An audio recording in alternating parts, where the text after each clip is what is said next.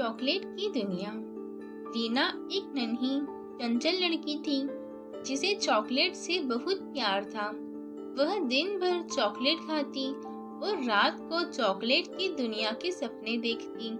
उसे हमेशा लगता था कि कहीं न कहीं कोई ऐसी जगह जरूर होगी जहाँ सब कुछ चॉकलेट का बना हो। एक दिन उसके जन्मदिन पर उसे एक अनोखी चॉकलेट मिली। यह बाकी चॉकलेट से अलग थी, सुनहरी और हल्की चमकती हुई। हल्की हल्की मीठी खुशबू हवा में घुलने लगी और अगले ही पल वह एक नई जगह, अनोखी जगह पर पहुंच गई। रीना ने चारों तरफ देखा तो वह दंग रह गई। यहाँ की नदियाँ पिघली हुई चॉकलेट से बनी थी, जहाँ छोटे छोटे कपकेक नाव की तरह तैर रहे थे। पेड़ों से चॉकलेट बॉल्स और कैंडी लटक रही थी। आसमान में क्रीम और कैरामेल के बादल तैर रहे थे और हल्की बारिश चॉकलेट की बूंदों की तरह गिर रही थी। रीना खुशी से उछल पड़ी। यह तो मेरी सपनों की दुनिया है। जैसे ही उसने आगे कदम बढ़ाया, छोटे छोटे चॉकलेट जीव दौड़ते हुए उसके पास आए। उनका शरीर मिल्क और डार्क चॉकलेट से बना था। उनकी आंखें कैंडी जैसे चमक रही थी।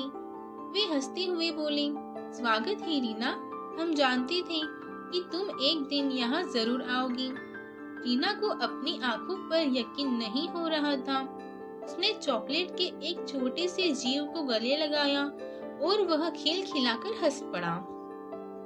थोड़ी देर में वह एक बड़े महल के पास पहुंच गई, जो पूरी तरह चॉकलेट और वेफर से बना था।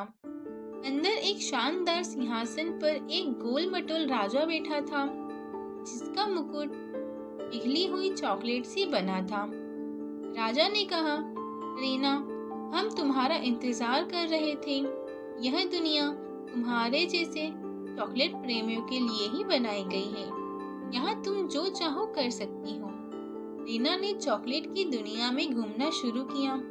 उसने चॉकलेट की नाव में बैठकर नदी की सैर की, चॉकलेट के झूलों पर झूली और वेफर की स्लाइड में फिसली।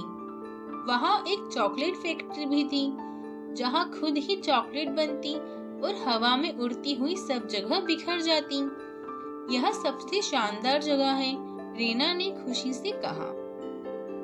वह दिन भर इस मीठी दुनिया में घूमती रही, लेकिन जब शाम हुई तो आसमान में एक चमकीला द्वार खुला। राजा ने कहा, रीना, तुम्हें वापस जाना होगा, लेकिन चिंता मत करो। जब भी तुम इस जादुई चॉकलेट को छुओगी, यह दुनिया तुम्हारे सपनों में आ जाएगी। रीना ने अपनी जेब में वह जादुई चॉकलेट रखी और आंखें बंद कर ली। अगले ही पल वह अपने कमरे में थी, अपने बिस्तर पर, लेकिन उसके हाथ में वह सुनहरी चॉकलेट अब भी थी। उसने मुस्कुराकर कहा, अब मैं जानती हूँ कि चॉकलेट की दुनिया सच में कहीं न कहीं मौजूद है।